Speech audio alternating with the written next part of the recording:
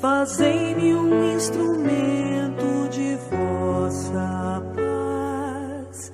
Onde houver ódio, que eu leve o amor.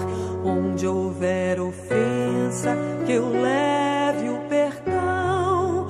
Onde houver discórdia, que eu leve a união. Onde houver dúvida, que eu leve a fé. Onde houver erro, que eu leve a verdade. Onde houver desespero, que eu leve a esperança. Onde houver tristeza, que eu leve a alegria. Onde houver trevas, que eu leve a luz. Ó Mestre, fazei que eu procure mais consolar que ser consolado, compreender que ser compreendido, amar que ser amado, pois é dando que se recebe, é perdoando que se é perdoado, e é morrendo que se vive para a vida eterna.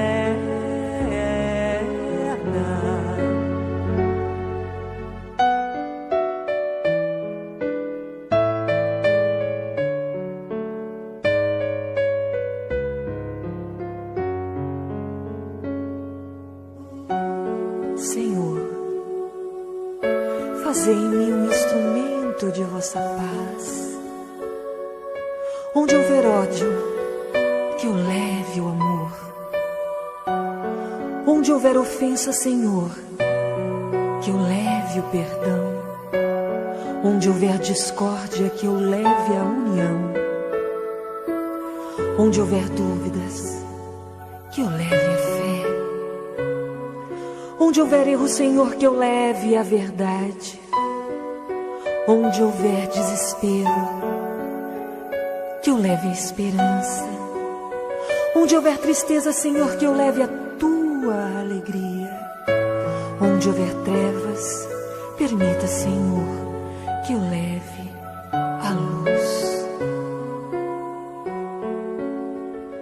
Ó Mestre, fazei que eu procure mais consolar que ser consolado, compreender que ser compreendido, amar que ser amado, pois é dando que se recebe, é perdoando que se é perdoado, e é morrendo que se vive para a vida eterna.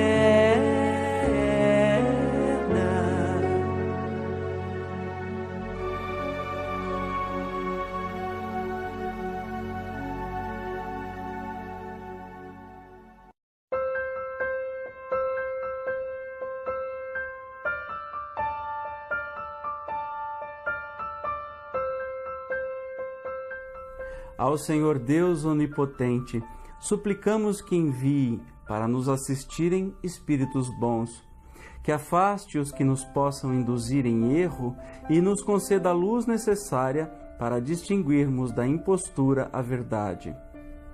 Afasta igualmente, Senhor, os espíritos malfazejos, encarnados e desencarnados, que tentem lançar entre nós a discórdia e desviar-nos da caridade e do amor ao próximo. Se procurarem alguns deles introduzir-se aqui, faze não achem acesso ao coração de nenhum de nós. Bons espíritos, que vos dignais de vir instruir-nos, tornai-nos dóceis aos vossos conselhos, preservai-nos de toda ideia de egoísmo, orgulho, inveja e ciúme. Inspirai-nos indulgência e benevolência para com os nossos semelhantes, presentes e ausentes, amigos ou inimigos. Fazei, em suma, que pelos sentimentos de que nos achemos animados, reconheçamos a vossa influência salutar. Dai aos médiuns que escolherdes para transmissores dos vossos ensinamentos consciência do mandato que lhes é conferido e da gravidade do ato que vão praticar, a fim de que o façam com fervor e o recolhimento precisos. Se em nossa reunião estiverem pessoas que tenham vindo impelidas por sentimentos outros, que não os do bem, abri-lhes os olhos à luz e perdoai-lhes, como nós lhes perdoamos se trouxerem malévolas intenções. Pedimos especialmente ao nosso guia espiritual que nos assista e por nós vele.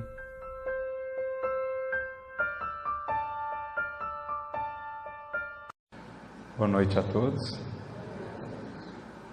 Que a paz de Jesus, nosso Divino Mestre e amigo, nos envolva e nos acolha a todos, que Ele possa nos inspirar, para que saiamos daqui mais renovados, mais dispostos ao trabalho que nos compete lá fora no mundo. É sempre uma alegria estar aqui mais uma vez com vocês.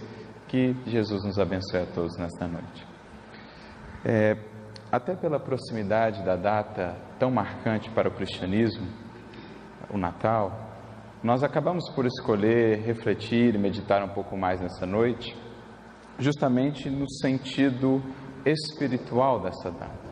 Sabemos que esta época do ano é uma época marcada por mais generosidade, por mais fraternidade, pela simples lembrança de Jesus que perpassa o maior número de mentes e de corações. Nós como que já conseguimos sentir uma aura mais branda e mais suave a nos envolver, embora todas as lutas e todas as dores do processo de transição pelo qual temos passado. É uma época também de celebrações, de presentes, de estar em família, enfim, de relembrarmos a vida de Jesus. Mas para além da data festiva em si, para além da data comercial, é sempre uma oportunidade, esta época do ano, de refletirmos sobre um sentido mais profundo do Natal, de nos relembrarmos do próprio Mestre e da sua mensagem, como também do compromisso que nós assumimos com Ele, do compromisso a que nós nos dispusemos quando adentramos nas fileiras do Consolador prometido e, por conseguinte, do próprio cristianismo, sendo o Espiritismo o cristianismo redivivo.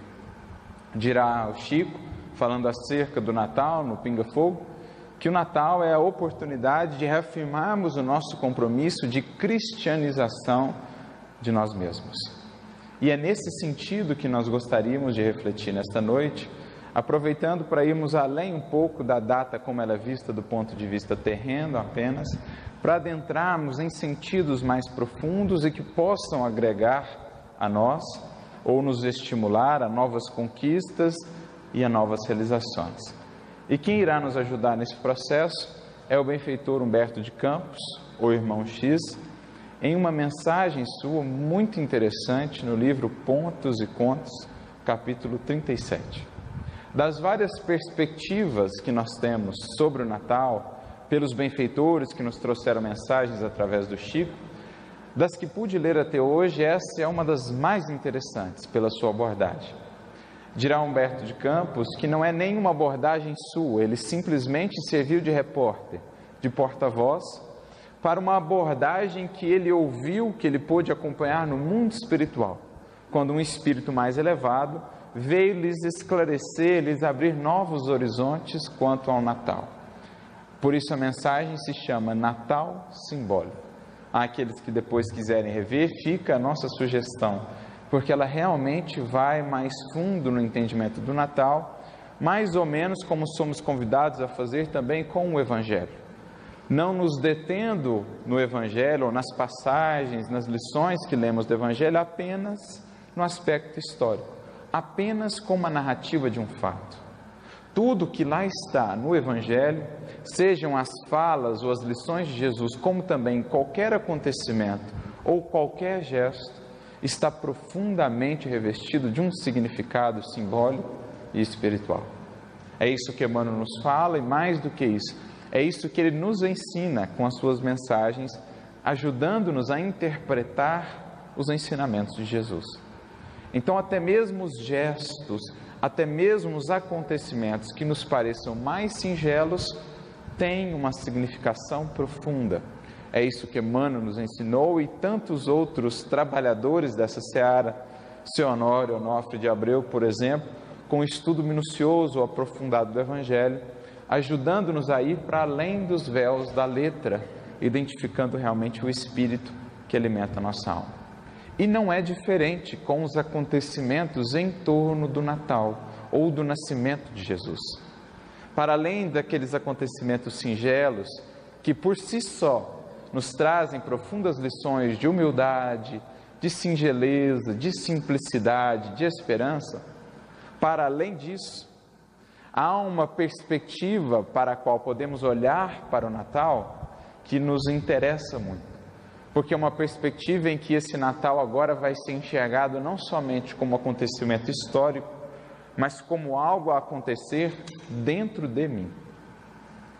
E é aí que o estudo do Evangelho ganha realmente uma dimensão importante e fundamental para nós. Quando ele deixa de ser enxergado somente como algo que aconteceu lá fora, com outras pessoas há muito tempo, e passa a ser algo que acontece agora comigo no meu mundo interior. Aí o Evangelho de fato ganha vida na minha vida. E toda passagem do Evangelho assim pode ser lida. Pode ser lida numa perspectiva exterior, como um acontecimento relativo ao mundo, à humanidade, de um modo em geral, mas pode ser lido pelo viés ou pela perspectiva do meu mundo interior. Nesse caso, por exemplo, os personagens que eu vejo no Evangelho são personagens que vivem em mim, inclusive o próprio Cristo, na figura do potencial crístico que todos nós trazemos e que um dia desenvolveremos. Um Simão Pedro estará em mim, na forma ainda da minha impaciência, do meu orgulho para com as outras pessoas. Um Saulo de Tarso ainda estará em mim, na forma da minha intolerância, da minha intransigência para com as outras pessoas. Um João evangelista, que era dos apóstolos o mais novo e o mais impetuoso, juntamente com seu irmão, Tiago Maior, também estará em mim, com o ímpeto da juventude, aquela força que muitas vezes ultrapassa um pouquinho, excede-se um pouquinho, como por exemplo, quando ele quis fazer com que caísse fogo sobre os samaritanos, que não os receberam. Era o ímpeto da juventude, enfim. Então aqueles personagens moram em mim, Madalena e todos os outros. Essa é a perspectiva que Humberto de Campos, Irmão X, vai nos trazer numa nova leitura do Natal. Por isso ele intitula a mensagem Natal Simbólico. E ele começa dizendo assim: a mensagem será aí a nossa condutora nessa noite. Que ele estava no mundo espiritual, num ambiente de harmonia, de paz, quando o benfeitor que lhes trazia a lição disse: cada espírito é um mundo no qual o Cristo deve nascer. Então agora, olhando para o Natal de Jesus no mundo, há 2000 anos, quando ele veio estar conosco, nós estaremos fazendo uma leitura do Natal dele em nós. Os acontecimentos que vemos acontecendo com ele, em torno dele, das pessoas que participaram daqueles primeiros anos, primeiros atos da sua tarefa, serão ressignificados e serão trazidos para o nosso mundo interior, assim como cada um dos personagens.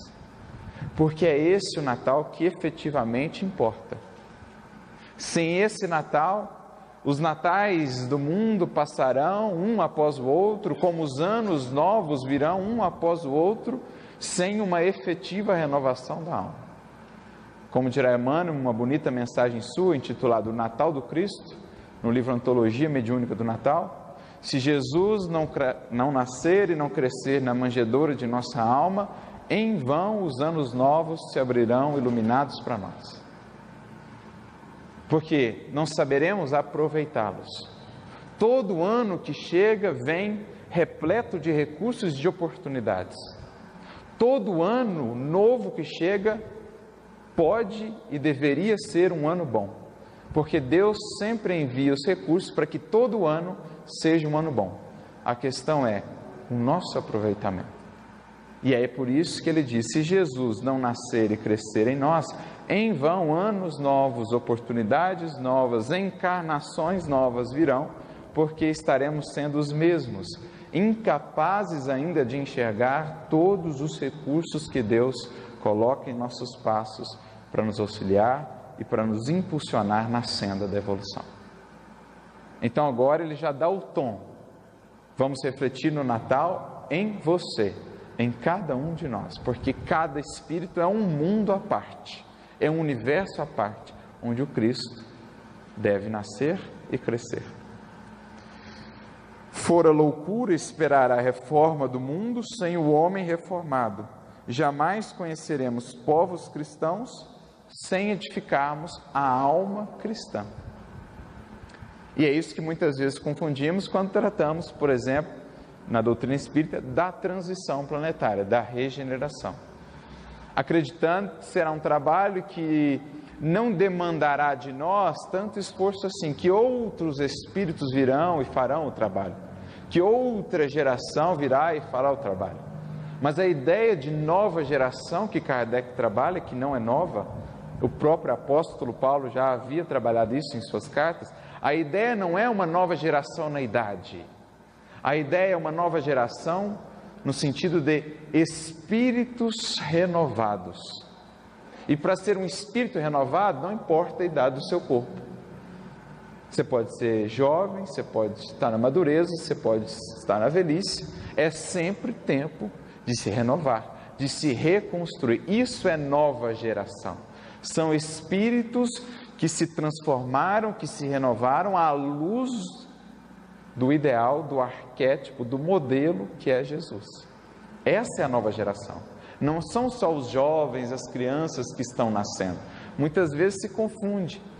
E aquelas pessoas que já não são mais tão jovens no corpo, acham-se excluídas, ou, digamos assim, acham-se afastadas do compromisso de participar desse processo. Mas não seria justo isso. Não seria nem sensato pensarmos assim. Então, não adianta esperarmos um mundo regenerado sem regeneração dos indivíduos. Portanto, a melhor contribuição que cada um de nós tem a dar para o mundo e para o Cristo nesse momento, chama-se você mesmo. A maior obra que você pode fazer pelo mundo e para auxiliar o Cristo, chama-se você mesmo. Porque essa é a obra fundamental. Obras de pedra, de tijolos, o tempo leva e consome. Obras exteriores são alteradas. Do pó vieram e ao pó retornam. Mas a obra divina no teu espírito, essa permanece. E essa é a obra central a ser feita. E é o que ele está dizendo. Não adianta esperarmos um mundo cristão, no sentido de um mundo fraterno, um mundo amoroso, se não investirmos nisso em nós mesmos. E aí ele começa então a desdobrar os aspectos simbólicos do Natal. Ele diz: eis porque o Natal do Senhor se reveste de profunda importância para cada um de nós em particular. Temos conosco oceanos de bênçãos divinas, maravilhosos continentes de possibilidades, florestas de sentimentos por educar, desertos de ignorância por corrigir, inumeráveis tribos de pensamentos que nos povoam a infinita extensão do mundo interior. De quando em quando, tempestades renovadoras varrem-nos o íntimo, furacões implacáveis atingem nossos ídolos mentirosos. Então agora ele vai nos convidar a entrarmos em um outro mundo, sairmos do mundo exterior, com os oceanos, as florestas, as montanhas, e percebermos que há um outro mundo a ser devassado, a ser descoberto, sem o qual qualquer mudança no mundo exterior será inútil. Qualquer mudança de circunstância exterior será inútil. Podemos viajar para todas as partes do mundo, aos mais belos paraísos terrestres. Se não encontrarmos o paraíso em nós, estaremos ainda inquietos, angustiados e desesperançados. porque é esse o grande mundo a desbravar. Nos propomos a viajar para toda parte, buscando encontrar a beleza, nos alimentar disso, é importante, mas esquecemos-nos de apreciar para além da beleza exterior, aquela que é muito mais bela, que é muito mais rica, a beleza interior em cada um de nós, na forma, na figura dos infinitos, imensos potenciais que temos a desabrochar para a vida. Buscamos Deus em toda parte, em todos os tempos, e esquecemos de buscar em nós mesmos. Como diria Santo Agostinho em seus escritos: em toda parte te busquei, lá fora te procurei, quando a todo momento estavas aqui dentro. Reparamos nas belezas naturais, mas esquecemos de reparar na beleza que mora em nós, ou em cada um de nós, em cada ser humano, no potencial divino que tem. Então é esse mundo que somos convidados agora a adentrar, e é esse o início da jornada do Evangelho, Cristo nascendo nesse mundo. Por isso, quando Paulo, o apóstolo, vai buscar o seu antigo mestre após a sua conversão, vai ele até Palmira buscar Gamaliel, porque queria saber o que ele devia fazer então. Estava ele inaugurando, iniciando a sua jornada com Jesus. Então ele vai a Gamaliel e pergunta: o que eu faço? E Gamaliel então tem uma definição belíssima para ele.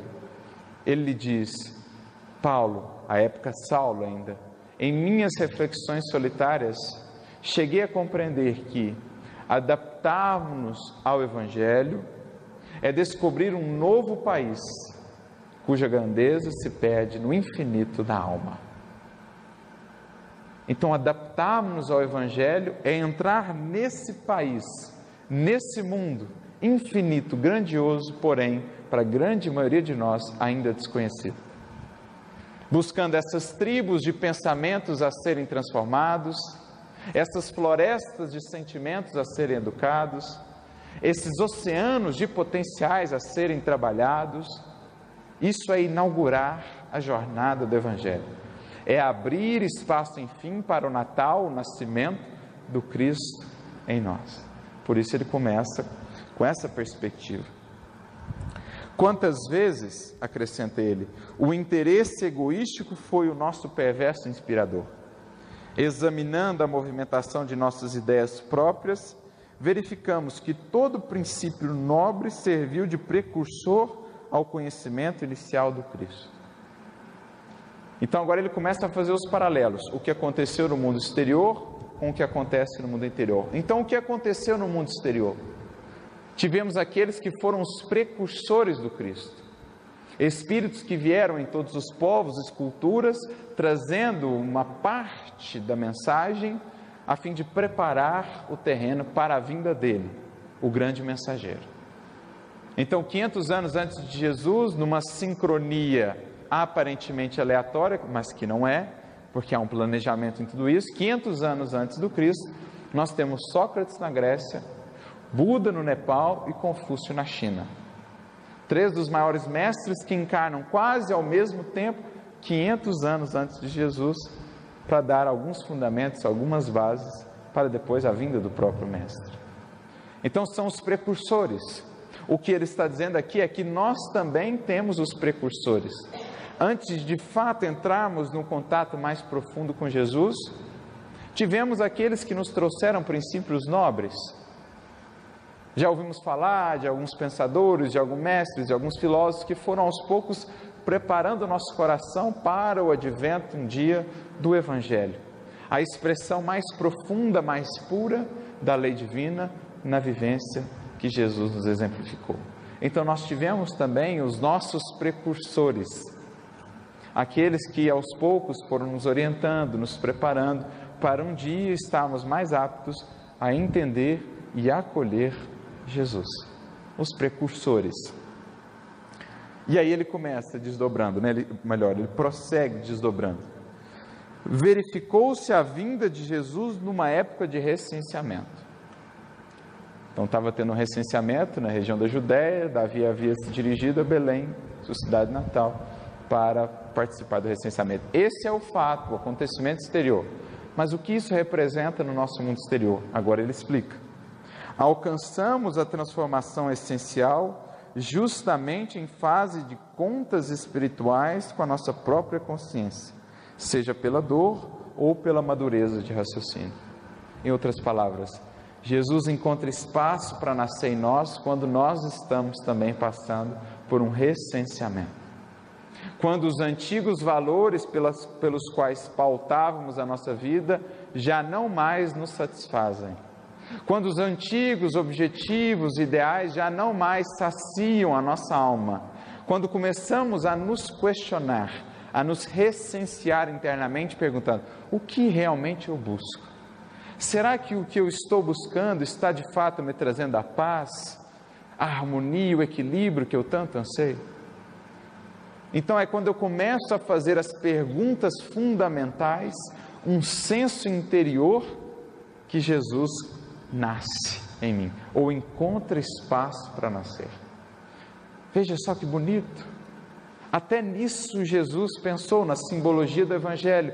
Escolheu nascer num tempo de recenseamento, a fim de que ficasse marcado que para todos nós, Ele sempre nasce no momento de recenseamento interior. E assim foi com muitos dos personagens do Evangelho. Se pensarmos, por exemplo, em Saulo, mais uma vez, o que ele fazia quando se dirigia a Damasco, onde de fato Jesus nasceu nele, às portas de Damasco. Vinha ele caminhando pelo deserto e se perguntando, lembrando da sua juventude, dos seus ideais de juventude, ele que desde a mais tenra idade ansiava, esperava por paz, para bem atender aos desígnios de Deus. Àquela idade, por volta dos seus 30 anos, já havia conquistado quase tudo o que o mundo pode ofertar a uma criatura. Fortuna, beleza, uma bela noiva, juventude, à época ainda, a influência, o prestígio político, o prestígio no sinédrio, enfim, tinha quase tudo o que quase todas as criaturas ainda hoje procuram. E, no entanto, vinha ele pensando naquele deserto, ainda não havia encontrado a paz. E por incrível que pareça, a paz que ele não tinha, ele a havia visto naqueles homens e mulheres simples seguidores do carpinteiro, do Nazareno. Então ele vinha se perguntando, mas por quê? Por quê? Eu tendo isso tudo, não tenho o que mais quero. Eles não tendo quase nada, têm tudo o que eu mais quero. Então ele vinha fazendo um recenseamento. Ele começou a se questionar se os seus padrões, se os seus valores de vida realmente o conduziam àquilo que ele queria. E é nesse momento que Jesus aparece e, enfim, encontra espaço nele para nascer.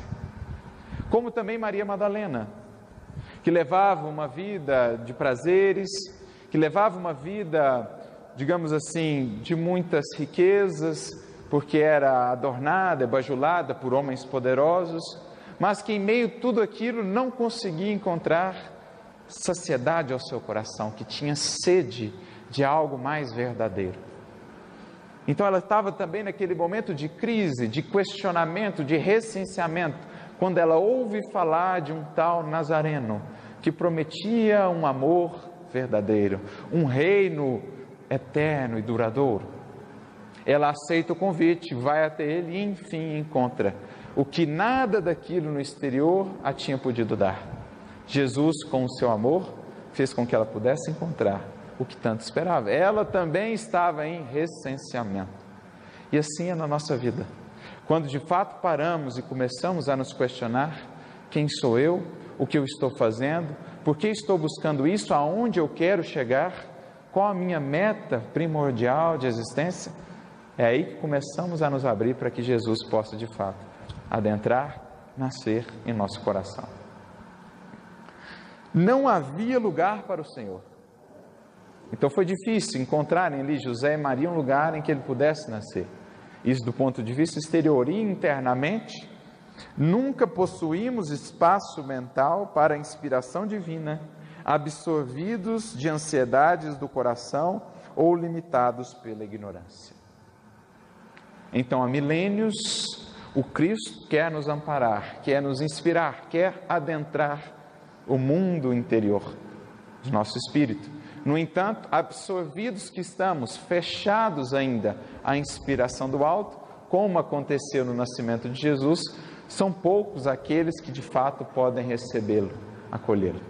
Estamos tão absorvidos com a vida, com o corre-corre do dia a dia, com os aspectos materiais das lutas do dia a dia e da vida, que nos esquecemos de parar, de reservar um tempo para estudar, para cultivar os valores da alma, para abrir o nosso espírito à inspiração divina, para escutarmos essa voz que só se faz ouvir quando adentramos em nosso quarto íntimo para escutá-la. Como disse Jesus, reserva um tempo, quando fores orar, vá para o teu quarto, não o quarto exterior, mas sobretudo o quarto interior, fecha a porta, ou seja, desconecta-te dos interesses imediatistas e fala com o Senhor. Por essa postura é que impedimos um amparo mais efetivo do Cristo. Não é porque Ele não nos queira ajudar, é porque não encontra espaço em nós para adentrar, em nós e em nossa vida. Estamos tão cheios da materialidade que não há espaço para espiritualidade. É o que Ele disse quando falando dos diversos tipos de solo, na parábola do semeador, o solo com espinhos. A semente até cai, mas os espinhos a sufocam. Quando vai explicar a parábola, Jesus dirá, esse tipo, solo com espinhos, são aqueles que estão tão preocupados com os interesses do século, os interesses da matéria, que a plantinha divina não consegue germinar, florescer e frutificar. Porque os espinhos a sufocam, os mesmos espinhos das ansiedades e das angústias que nos ferem, porque os cultivamos voluntariamente no nosso coração. Porque se crescem espinhos é porque o solo já é fértil. Espinho é também uma planta. Se ele cresce é porque o solo já é fértil. A questão é, eu escolho a planta que vai crescer.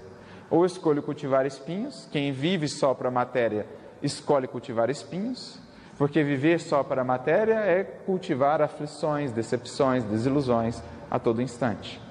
Ou eu escolho cultivar a planta divina do Evangelho, valorizando os recursos que a matéria me dá, sem me esquecer da finalidade para que chegam na minha vida. A única estalagem ao hóspede sublime foi a manjedoura. Internamente, não oferecemos ao pensamento evangélico senão algumas palhas misérrimas de nossa boa vontade no lugar mais escuro da nossa mente. É o que geralmente fazemos. Ainda tratamos a nossa experiência religiosa, ainda tratamos a nossa relação com Cristo como algumas horas, alguns instantes da semana apenas, sem entender que a proposta é uma proposta de mudança de vida integral. Como diz Emmanuel logo ao prefácio do livro Caminho, Verdade e Vida, não há divisórias para o Cristo entre a oficina e o templo. Toda a terra é ao mesmo tempo a sua oficina como o seu templo. Essas divisões somos nós quem as criamos. E por isso essa vida com Cristo ainda não floresce em nós, porque damos a ela muito pouco em termos de investimento. Como tudo na vida, a colheita será o resultado do investimento a ela dado. As sementes chegam abundantemente até nós, mas, de fato, as lançamos no solo da nossa alma, regamos com o esforço do suor, ou com o suor do esforço, com as lágrimas da renúncia, com o trabalho edificante e constante? Se não, se dermos apenas algumas palhas, os resultados serão pequeninos, pífios, como as poucas palhas que temos dado. Se, no entanto, investirmos no Cristo, o investimento é recíproco. É sempre uma postura de reciprocidade. Como diz mesmo Jesus, Deus não dá o Espírito por medida. Quem define a medida somos nós. Deus quer dar sempre o máximo, Cristo também. Mas se você vai ao rio das bênçãos divinas com um copinho, você consegue pegar só isso aqui de água, embora o rio inteiro esteja lá. Se você vai com uma bacia maior, você consegue pegar um pouco mais de água.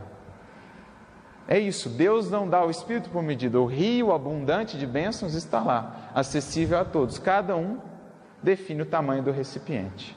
Nós é quem damos a medida do nosso esforço e do nosso investimento.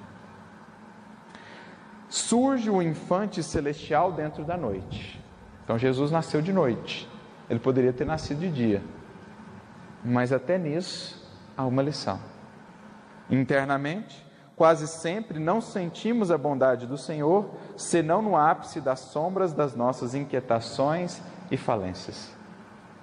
Na sombra da nossa inquietação, da nossa angústia, das desilusões, nos momentos em que a dor nos visita, é que mais voltamos a atenção para o Mestre, para o Senhor. Geralmente é assim. Por isso dizia Jesus no Sermão do Monte, está no capítulo 11 do livro Boa Nova, que as suas bem-aventuranças se destinavam sobretudo àquelas almas já desiludidas do mundo, àquelas que já haviam perdido as ilusões do mundo por conta das dores e das dificuldades, aquelas a quem o arado da dor já havia trabalhado o solo da alma. Essas eram almas mais férteis para acolher a sua mensagem. E é isso que ele diz a Levi. Levi, que desprezava estes porque queria só os poderosos para ajudar a Jesus, e Jesus então lhe diz: Levi, não podemos prescindir da colaboração destes, porque estes, de um modo geral, já romperam com as ilusões do mundo, já romperam com as expectativas muito mundanas, enquanto que aqueles com a vida ainda muito fácil não estão muito atentos com os valores da imortalidade. Mas quem tem a vida já marcada pelas sombras da provação, sabe valorizar melhor a luz do luar, a luz das estrelas. E Jesus era de fato uma estrela a nascer em meio da noite da ignorância e das nossas dores e provações. Por isso ele nasce à noite. A estrela prodigiosa rompe as trevas no grande silêncio. Como lá tivemos uma estrela, simbolicamente, quando o germe do Cristo desponta em nossas almas, a estrela da divina esperança desafia nossas trevas interiores, obscurecendo o passado, clareando o presente e indicando o porvir. Então, em meio à noite da nossa ignorância e das nossas paixões, nasce um ponto, a estrela da esperança, quando passamos a conhecer a Jesus. Essa estrela esclarece ou obscurece o passado, ou seja, o que ficou, ficou. Não dá mais para voltar, não dá mais para fazer diferente. O passado é o passado e fica a experiência. Jesus nos convida a não nos fixarmos no passado. Imagina só, se Saulo fixasse no seu passado, o que ele poderia fazer por Jesus? Se Madalena se fixasse no seu passado. Então a estrela da esperança de Jesus obscurece o passado foi.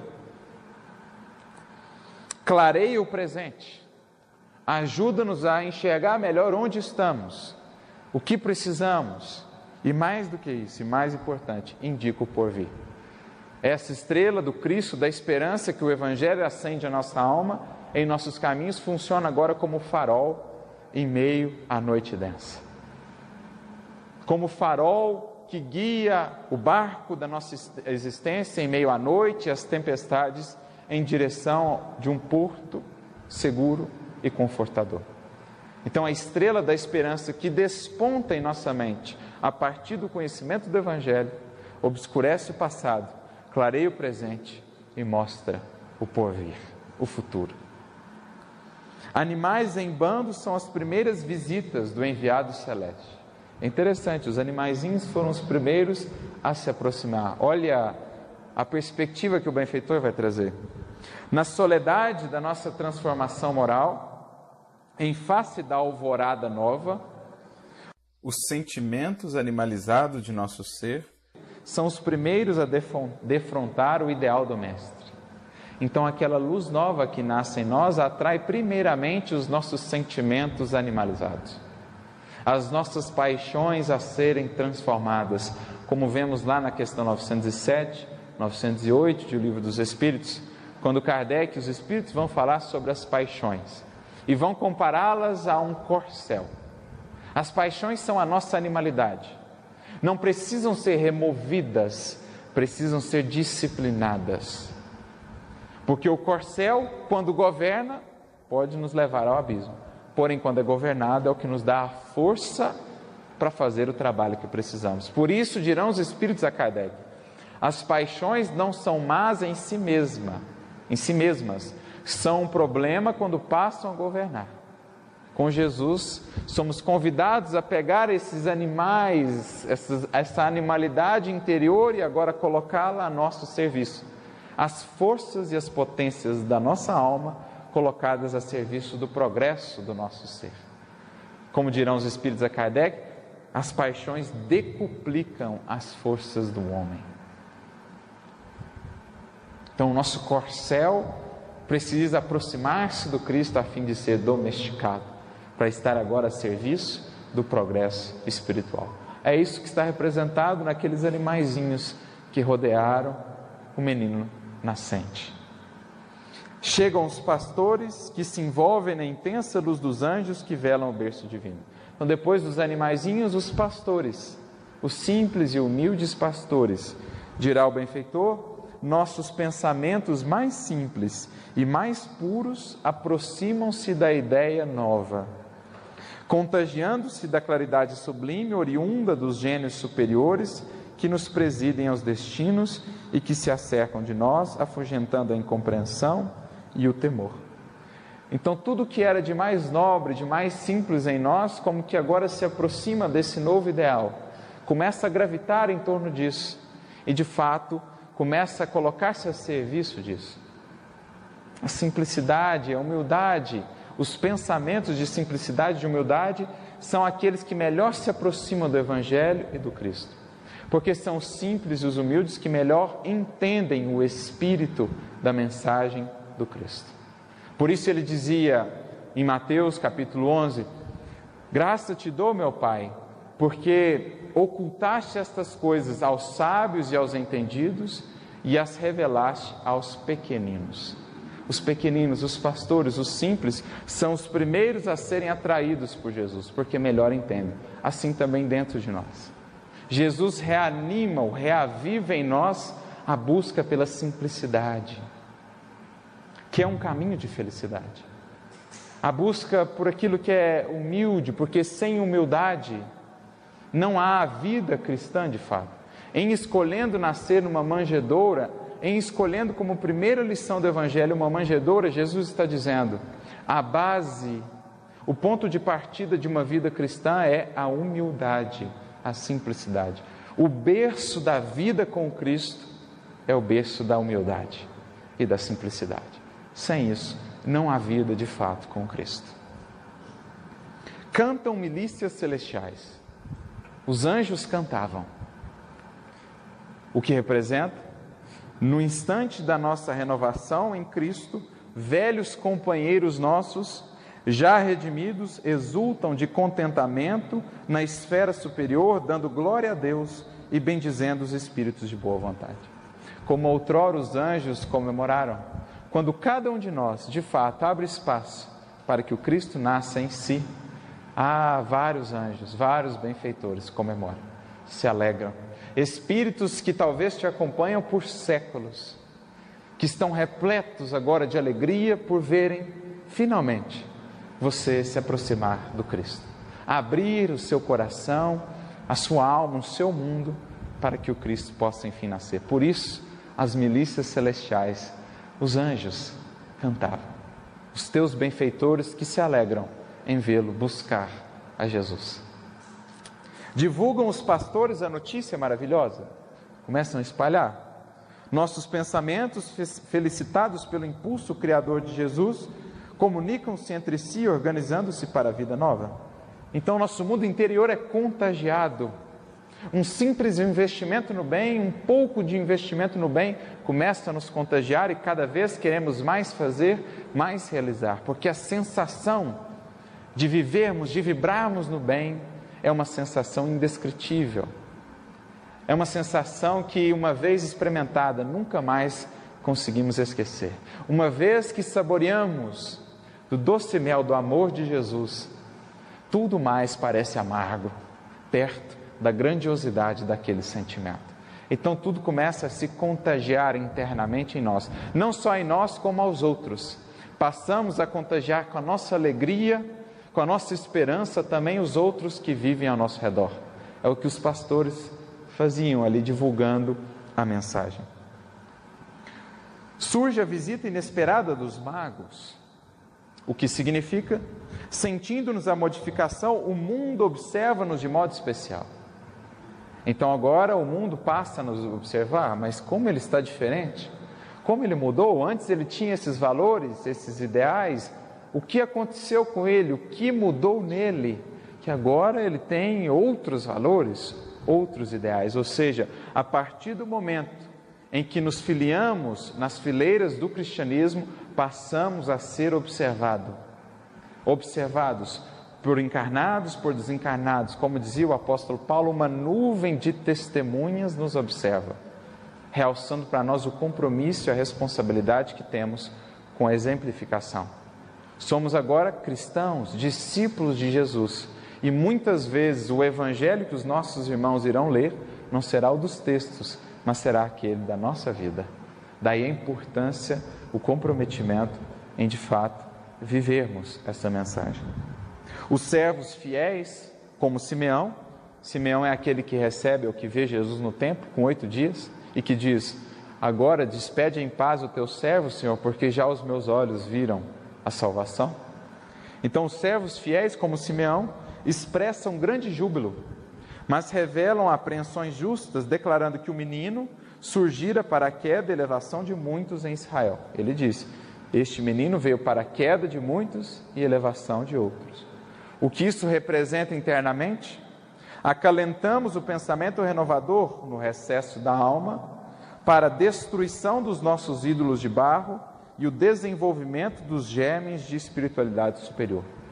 Então, queda de muitas coisas e soerguimento de muitas outras. Aquilo que antes para nós era meta, era objetivo, era o aspecto central da nossa vida, cai por terra. Enquanto que aquilo que estava relegado a segundo plano soergue-se, eleva-se a um patamar superior. Vamos abandonando os antigos deuses que cultuávamos, os ídolos de barro, para cultuar efetivamente ao Criador. Como Jesus disse à mulher samaritana. Ele usa a palavra, ou a tradução normalmente coloca maridos, já tiveste muitos maridos, mas a palavra que Jesus usa é Baal, ou no plural, Baalim, que significa deuses. Jesus, na verdade, dizia à samaritana, que é um símbolo da alma humana: já tiveste muitos deuses, mas até agora não encontrou a paz que só nasce da comunhão com o verdadeiro Criador. Já tiveste muitos deuses. Uma hora o Deus do dinheiro que adoramos, outra hora o Deus da fama, outra hora o Deus do prazer. Todos esses deuses caem por terra e passamos então a buscar a verdadeira adoração ao Deus Criador. Ferido na vaidade e na ambição, Herodes determina a morte do pequenino emissário.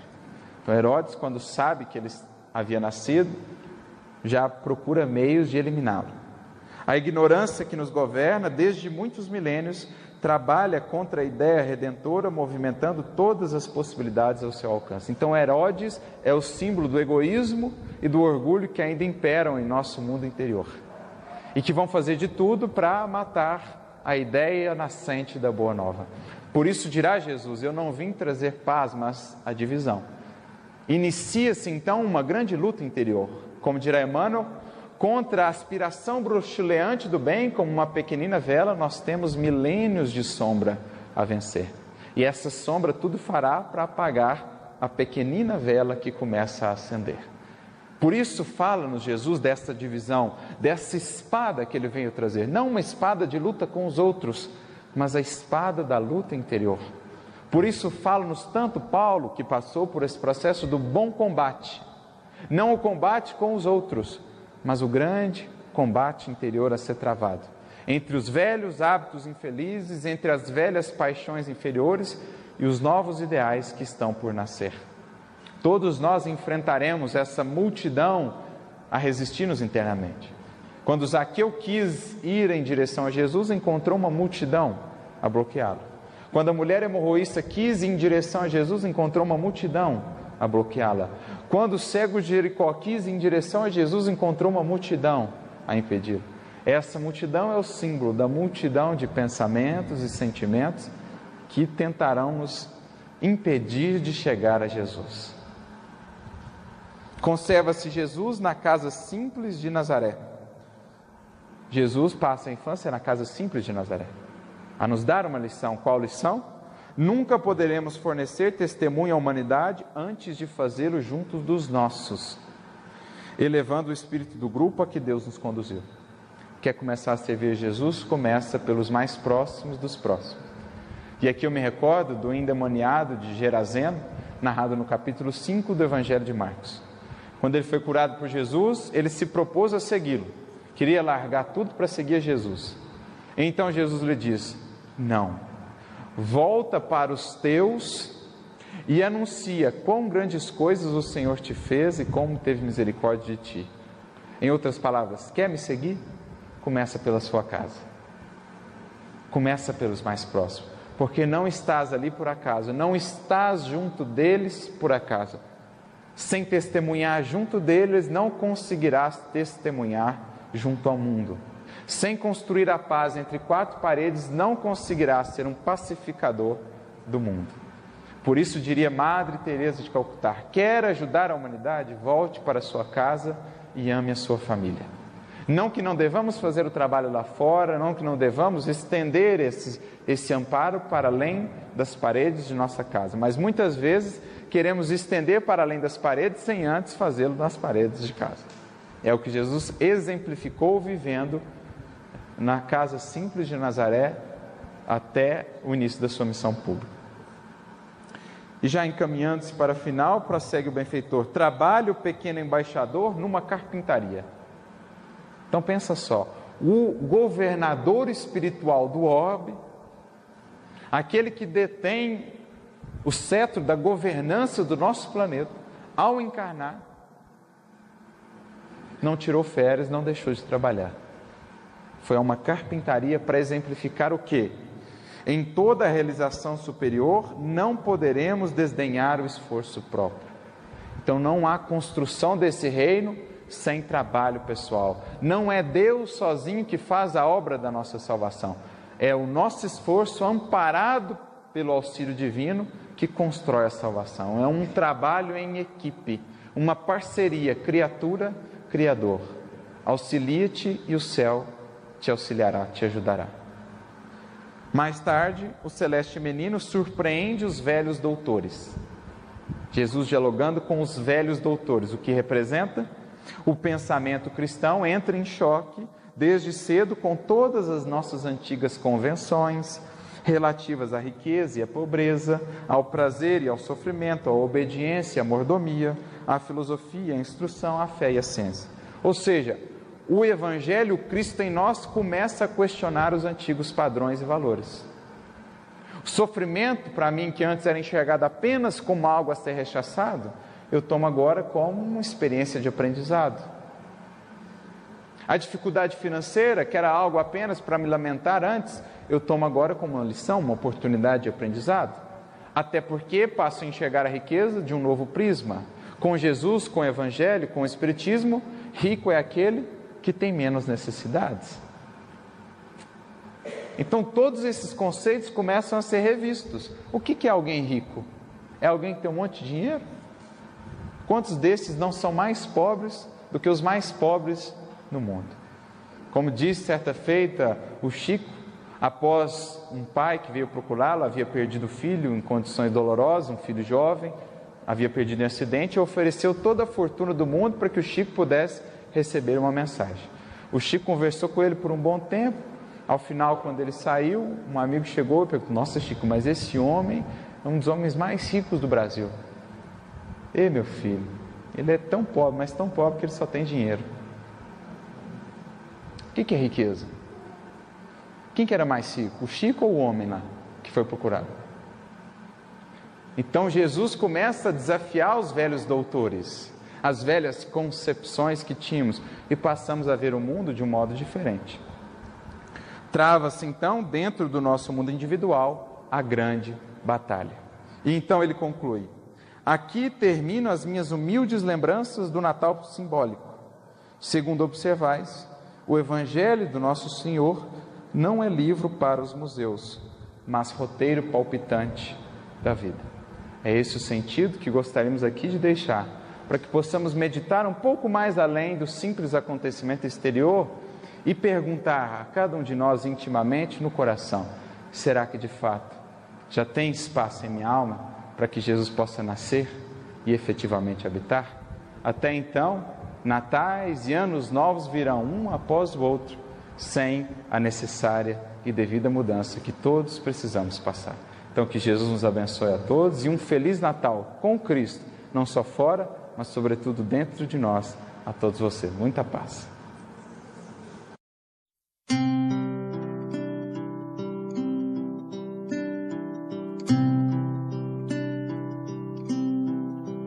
Ouço Deus no murmúrio das águas dos rios. Ouço Deus no furor dos ciclones bravios. Ouço Deus no cantar matinais dos pardais. Ouço Deus no lamento de pobres mortais. Vejo Deus nas estrelas perenes de luz. Vejo Deus no esplendor que a alvorada traduz. Vejo Deus no suave perfume da flor. Vejo Deus no adeus, companheiro da dor. Sinto Deus na saudade que evoca a lembrança. Sinto Deus no morrer de febris esperanças. Sinto Deus na tristeza de ver-te partir. Sinto Deus na tua volta, irmão, a sorrir. Ouço Deus no murmúrio das águas dos rios. Vejo Deus no furor de ciclones bravios. Sinto Deus no cantar matinais dos pardais. Ouço Deus no lamento de pobres mortais.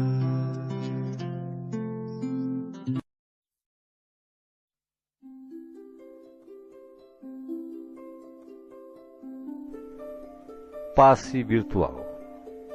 Depois de iniciado o passe, não pense em mais nada. Mentalize sua casa, sua família e seus desejos. Usando a sala de passe virtual do Instituto André Luiz, esteja convicto de que realmente precisa tomar um passe. Não use a sala somente por curiosidade. Visitando a sala por visitar de maneira informal, deixará de usufruir dos seus benefícios quando dela necessitar realmente. Utilize a sala com gratidão e respeito, como faria num centro espírita material. Aconselhamos a utilização da sala apenas uma vez por semana, salvo em caso de grande necessidade. Em silêncio, evoque a proteção de Deus e de Jesus para o passe.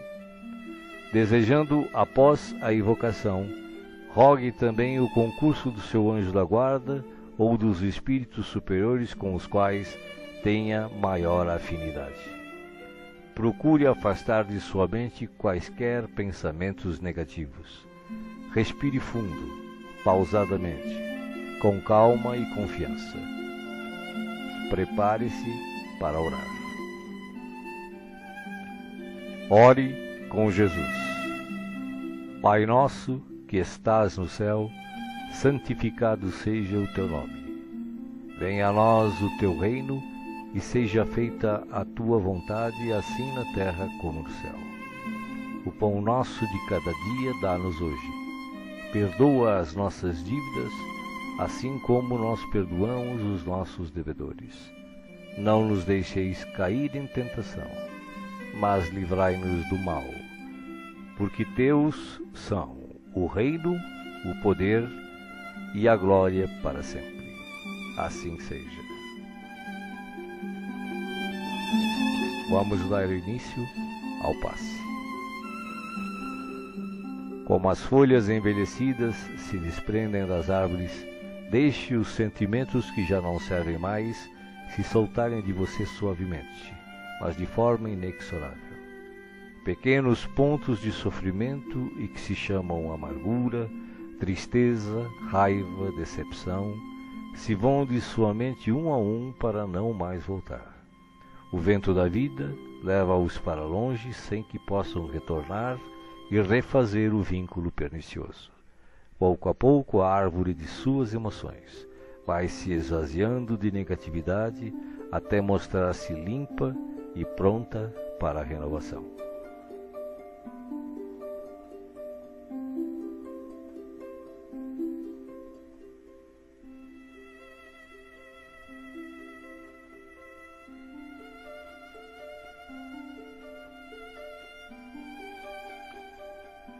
Sentindo-se leve, sem o peso das folhas mortas que se desprenderam e se foram, você recebe agora suavemente sobre o corpo e a alma a água da vida que cai em abundância dos céus. Esta água limpa, higieniza, purifica, desobstrui e tonifica todas as células do seu ser. Nada fica fora da sua ação renovadora. Ao tempo que limpa e hidrata o corpo, o líquido cristalino descedenta o espírito, aplacando a aflição, a ansiedade e a inquietação. Há em seu coração agora uma sensação de calma, limpeza e bem-estar.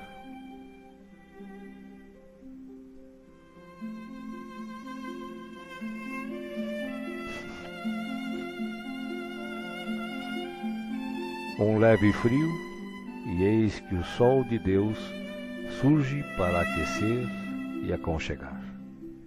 Os raios cariciosos penetram-no por inteiro, aquecendo-o ternamente qual materno abraço, proporcionando conforto e segurança ao coração. Neste momento, o amor maior aquece o seu ser, afastando o gelo de toda e qualquer aflição. Nenhum outro sentimento que não o de alegria e confiança assomam à sua mente agora. Você está em paz, envolvido pelo calor que o protege.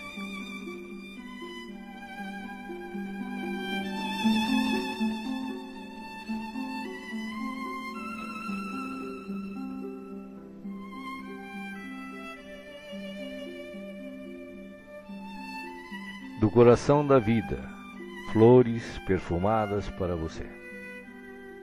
De alma grata e feliz, recolha as pétalas coloridas que penetram o seu ser e restauram sentimentos e emoções. Felicidade, esperança, fé, coragem e determinação passam a significar novamente vontade de viver. Mas além do perfume e da cor, a natureza neste momento lhe envia o que possui de melhor, a capacidade infinita de restaurar-se em sublime beleza, ainda quando os golpes do mal parecem decretar-lhe o fim.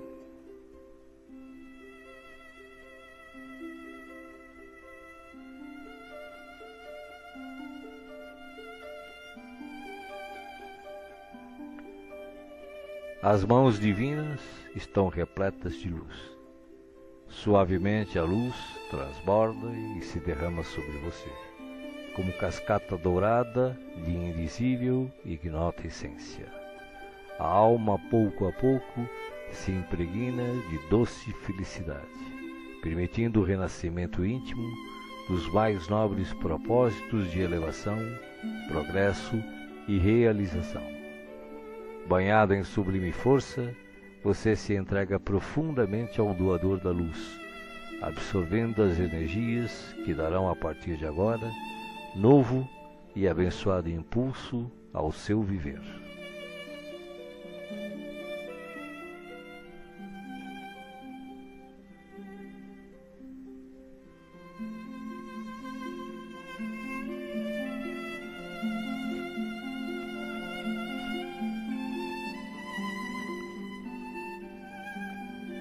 Sinta agora à sua volta a presença de Jesus, que te pergunta: me chamastes? Estou aqui. O que queres de mim hoje? De que precisas? Peça, meu filho, peça, minha filha. Estou aqui para ajudar. Faça agora o seu pedido especial a Jesus, enumerando os problemas e as dificuldades que o afligem. Escutei o que pedistes, com amor e atenção. Agora, conto com a tua fé, a tua confiança em mim, para a solução dos teus problemas. Vai em paz.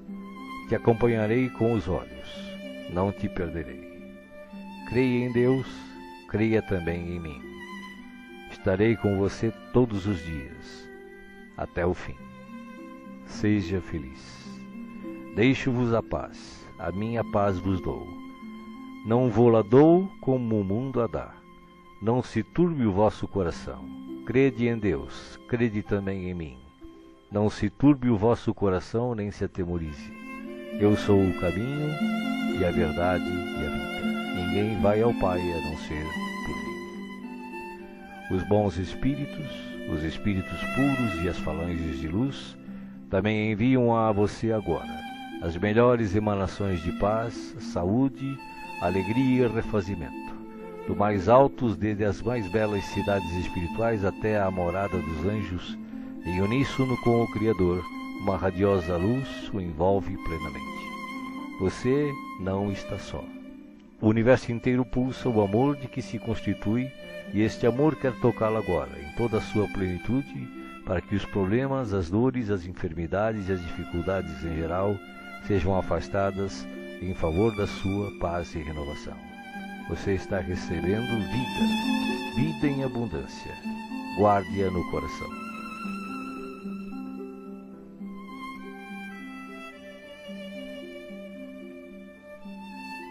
O passe está sendo finalizado. Respire pausadamente e repita agradecido: obrigado, Senhor, por este dia. Que ele me seja produtivo e feliz, como tu desejas.